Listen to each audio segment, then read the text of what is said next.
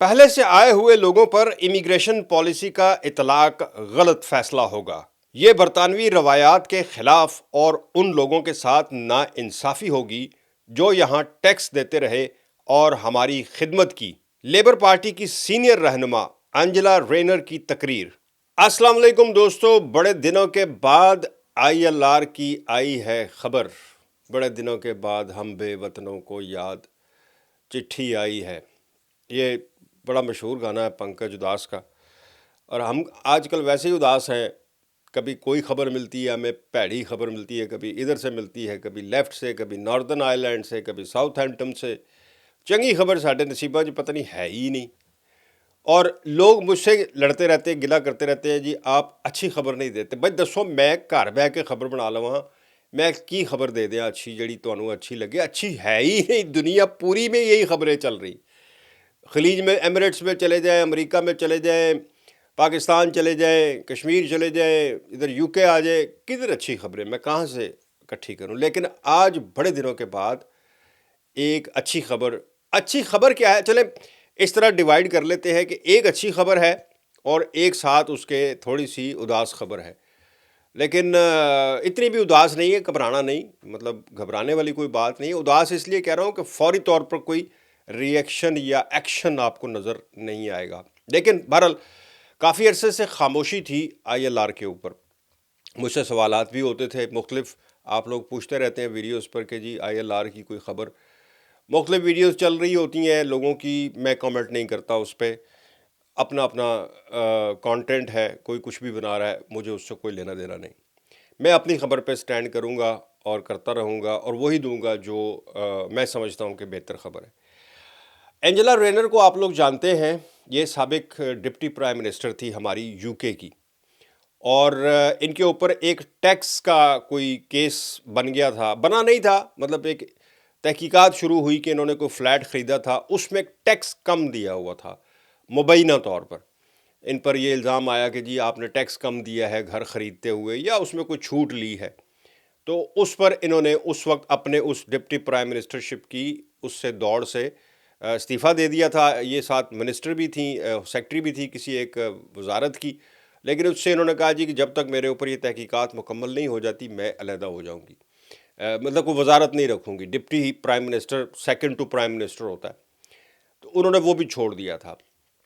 अब इन पर वो तहकीकात, सबसे पहले तो वो बताऊं कि वो जो तहकीकात थी वो कंप्लीट हो गई है, उसमें वो क्लियर है।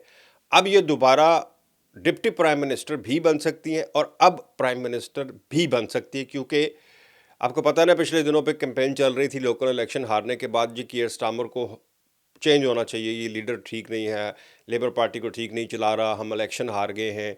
फिर एंडी बर्नम जो मेयर मैनचेस्टर है उसको मैदान में लेके आ रहे हैं कि वो उम्मीदवार है प्राइम मिनिस्टर बनने का, वो रिप्लेस का। अगर वो इलेक्शन जीत गया, मैकरफील्ड में इलेक्शन हो रहा है 19 जून को, अगर वो बन गया तो जनाब वो प्राइम मिनिस्टर की दौड़ में वो आमना सामना होगा कीयर स्टार्मर का, और वो बन सकता है। लेकिन ये एंजेला रेनर जो है, आपको ये बताऊं कि मसले लैके बह जाओ तो दुआ करो कि ये भी प्राइम मिनिस्टर बन जाए, क्योंकि ये उस दौड़ में शामिल है, लीडरशिप की दौड़ में लेबर पार्टी के अंदर, कि ये भी लीडर बन सकती है। सीनियर मोस्ट सीनियर है ये उस एंडी बर्नम से भी ज़्यादा सीनियर है, और ये प्राइम मिनिस्टर भी बन सकती है अगर ये लीडरशिप की दौड़ जीत जाती है पार्टी के अंदर।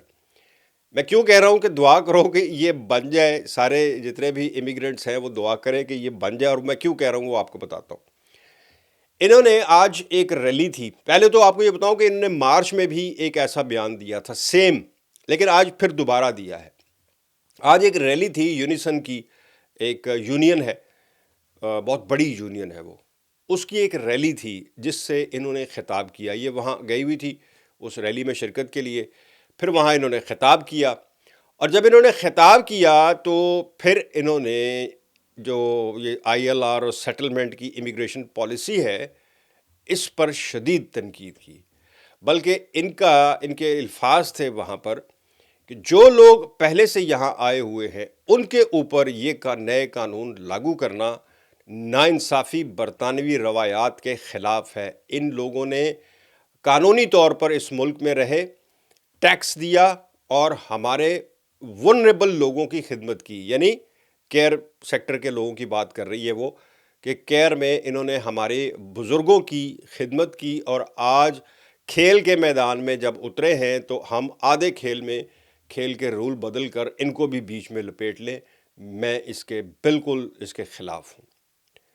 اچھا، وہ انہوں نے خطاب کیا اچھا خاصا، پھر دوبارہ انہوں نے ریپیٹ کی اپنی باتیں کہ میں ان پالیسیز کے بالکل حق میں نہیں ہوں، اور میں حکومت کو زور دیتی ہوں، مطالبہ کرتی ہوں کہ جناب وہ اس پالیسی سے جو پہلے سے آئے ہوئے لوگوں کے اوپر اطلاق ہے اس سے پیچھے ہٹ جائیں۔ یعنی نئے لوگوں نے کہا کہ میں اس کے خلاف نہیں ہوں، پالیسیاں ضرور بنائیں، لاگو کریں، لیکن جو لوگ پرانے کھیل کے تحت، پرانے اصولوں کے تحت آئے تھے ان پر وہی اصول رکھے جائیں۔ یہ بات انہوں نے آج کی۔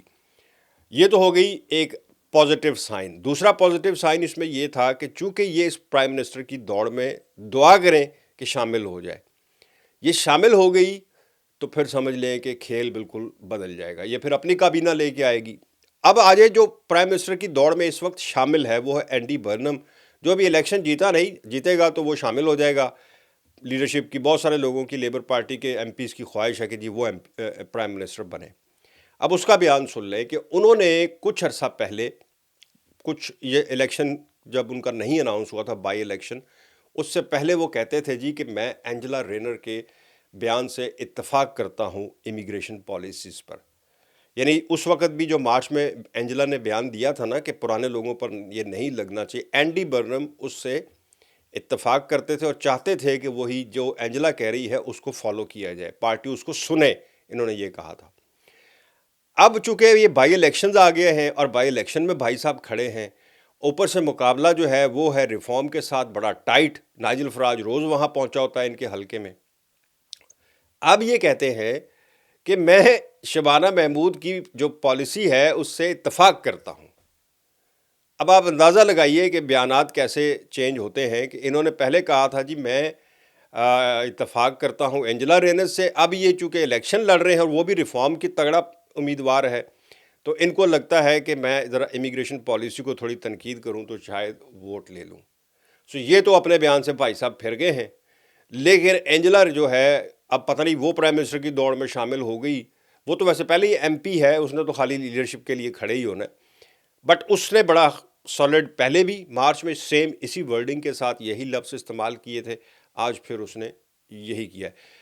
بی بی سی نے اس کو آج رپورٹ کیا اس خبر کو، یعنی اگر کسی کو میری بات سے اتفاق نہ ہو، بی بی سی پہ جا کے لکھیں اینجلا رینر کا جو آج کی یونیسن کی ریلی سے خطاب، اس میں آپ کو یہ بات ہیڈ لائن میں ملے گی۔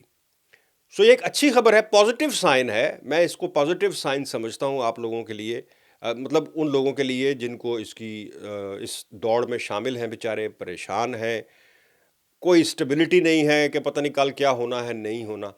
سو ان کے لیے ایک پازیٹیو سائن ہے کہ پارٹی کے اندر سے سینئر موسٹ لوگ جو ہیں وہ بھی آپ لوگوں کے حق میں بولتے ہیں، سر عام بولتے ہیں۔ باقی جو میں نے کہا تھا کہ تھوڑی سی اداس کرنے والی خبر ہے وہ یہ ہے کہ بی بی سی کہتی ہے کہ جی ہم نے اینجلا رینر کے اس بیان کے بعد ہوم آفس سے بھی ان کا اسٹیٹمنٹ ورژن لینے کی کوشش کی، تو انہوں نے کہا جی کہ ہم اپنی بات پر بالکل قائم ہیں، ہماری پالیسی جو تھی 5 سے 10 سال کرنے والی وہ آج بھی ہے، لیکن انہوں نے یہ نہیں کہا کہ کن لوگوں پر، لیکن انہوں نے کہا جی ہماری وہ پالیسی کنفرم ہے کہ 5 سے 10 سال ہی ہوگی سیٹلمنٹ کے رول، اور کن لوگوں پہ ہوگی یہ انہوں نے نہیں کہا کہ پہلے والوں پہ یا بعد والوں پہ، یہ ہوم آفس نے اس کا کوئی جواب نہیں دیا۔